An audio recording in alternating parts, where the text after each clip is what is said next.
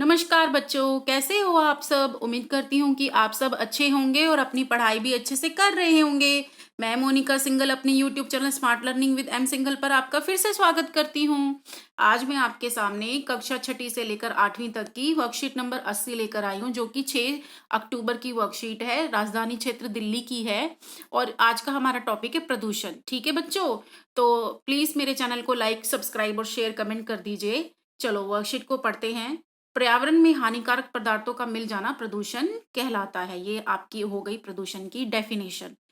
मतलब पर्यावरण मतलब एनवायरमेंट, वातावरण। उसमें जब आपके हानिकारक पदार्थ मिल जाते हैं, हानिकारक पदार्थ जो नुकसान पहुंचाते हैं वातावरण को, ठीक है, जैसे कूड़ा कटकट, धुआं, ये सब, तो उससे क्या होता है, वायु प्रदूषण होता है, जल प्रदूषण होता है। ये हमारे प्रदूषण की टाइप्स हैं। तो वो क्या होता है, प्रदूषण। दोबारा से पढ़ लेते हैं। पर्यावरण में हानिकारक पदार्थों का मिल जाना प्रदूषण कहलाता है। यह भूमि, भूमि मतलब धरती, जल, पानी, वायु, हवा को गंदा करता है और उन्हें उपयोग के लिए, मतलब अगर आपका देखो पानी में केमिकल ज्यादा जा रहा है ना, पानी गंदा आ रहा है, तो उसको उपयोग नहीं कर सकते, है ना। भूमि है, भूमि में मान लो आपने जो ये कूड़ा कचरा होता है, जो कि जिसका अपघटन नहीं किया जाता, तो क्या होता है, भूमि की उपजाऊ शक्ति कम हो जाती है। और वायु, वायु जैसे जैसे धुआं वगैरह होता है, तो इससे क्या होता है, हवा में सांस लेने में तकलीफ होती है। तो उससे क्या होता है, हमारा जो ये भूमि, जल और वायु है, ये क्या हो जाता है, एक तो ये उपयोग करने के लिए नहीं रह पाता, असुरक्षित हो जाता है, मतलब हमारे लिए मतलब सुरक्षा नहीं देता ये, और अनुपयुक्त मतलब हमारे लिए कोई भी उपयोगी नहीं रहता। ठीक है, दोबारा देख लेते हैं। यह भूमि, जल और वायु को गंदा करता है। कौन, प्रदूषण। ठीक है, अगर प्रदूषण भूमि, जल, वायु इनको गंदा करता है तो क्या होता है, ये हमारे उपयोग के लिए नहीं रहते, हमारे लिए असुरक्षित हो जाते हैं और अनुपयुक्त हो जाते हैं।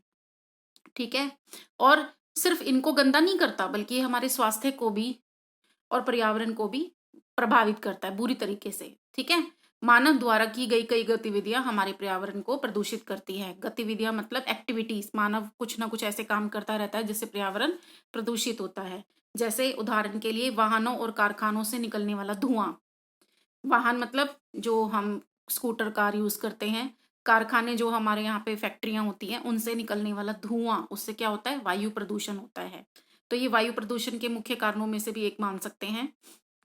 तो चलिए हम प्रदूषण की टाइप्स पढ़ते हैं। ये हमारा वायु प्रदूषण, भूमि प्रदूषण, ध्वनि प्रदूषण और जल प्रदूषण, 4 प्रकार का होता है। ठीक है, जल प्रदूषण का मतलब जल का दूषित हो जाना।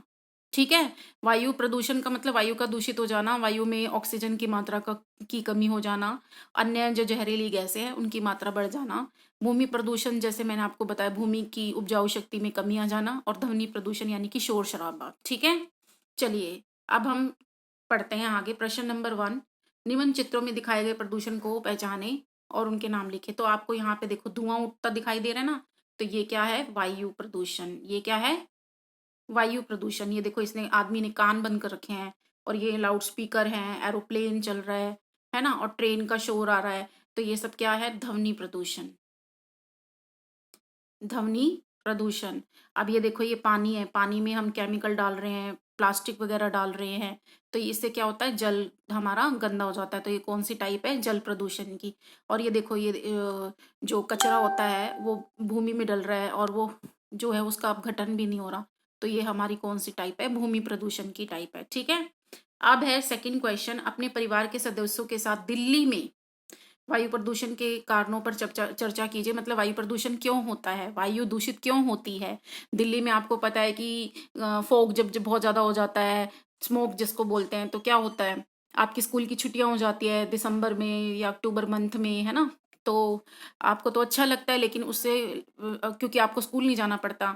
लेकिन अभी तो कोरोना चल रहा है, आप घर पर ही हो। मैं पिछले साल की बात कर रही हूँ, जब हमारा स्मोक हो जाता था वायुमंडल में दिल्ली में, तो आपकी छुट्टियां हो जाती थी। तो उससे क्या होता है, वायु दूषित हो जाती है। तो यहाँ पे उसके कारणों की चर्चा करनी है अपने परिवार के सदस्यों के साथ, और इसे कम करने के कुछ आपने तरीके भी ढूंढने हैं। तो मैंने यहाँ पे आप लोगों के लिए कुछ लिखे हैं, लेकिन आपको अपने परिवार के साथ चर्चा जरूर करनी है। ठीक है, और अपने परिवार के साथ जानना है कि कैसे उनको हम दूर करें। तो सबसे पहले है सबसे है पहले है वायु प्रदूषण के कारण मतलब वायु किस प्रकार से दूषित हो जाती है। देखो, वाहनों का अत्यधिक प्रयोग, हम ज़्यादा से ज़्यादा स्कूटर, कार, मतलब हर घर में अगर 5-6 अगर बंदे हैं तो सबके पास अलग-अलग वाहन होता है, तो उसका अत्यधिक प्रयोग होने से क्या होता है, वायु प्रदूषित हो जाती है।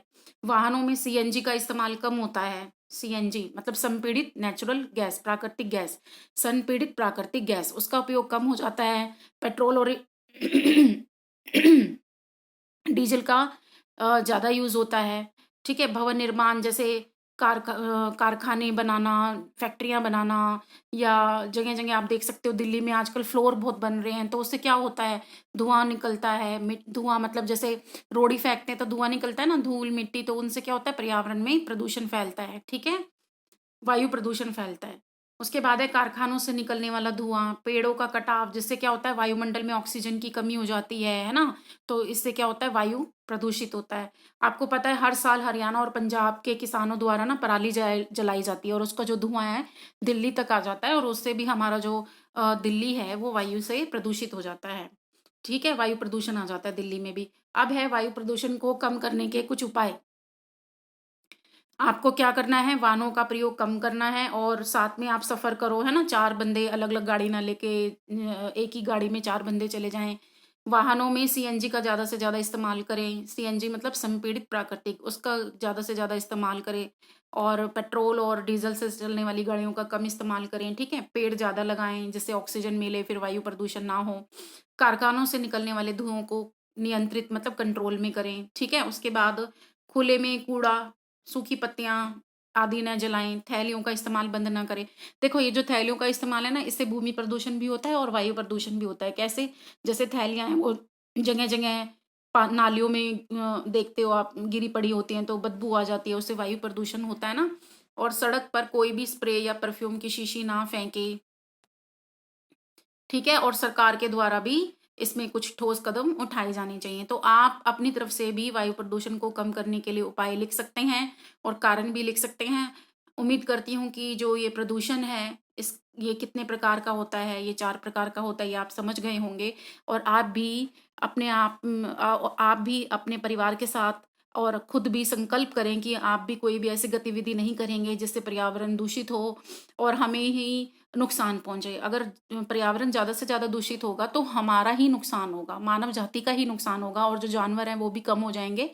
तो आप सब मिलकर संकल्प करो कि अगर आप अपने आस-पास कोई गंदगी देखते हो, अ, मत ये जल, वायु और भूमि ध्वनि प्रदूषण से रिलेटेड, तो आप उसका तुरंत समाधान करें, और आप खुद भी संकल्प करें। अगर हम खुद सब लोग संकल्प करेंगे ना, छोटे-छोटे संकल्प, वही संकल्प बड़े होकर हमारे पर्यावरण को ही स्वस्थ रखेंगे। आई होप आपकी वर्कशीट आज कंप्लीट हो गई है, आपको ये समझ में आ गया होगा, और आप इस वर्कशीट को कॉमन वर्कशीट कॉपी में भी कर सकते हैं, या अलग से साइंस की कॉपी में भी कर सकते हैं, और अपने टीचर से चेक कराइए।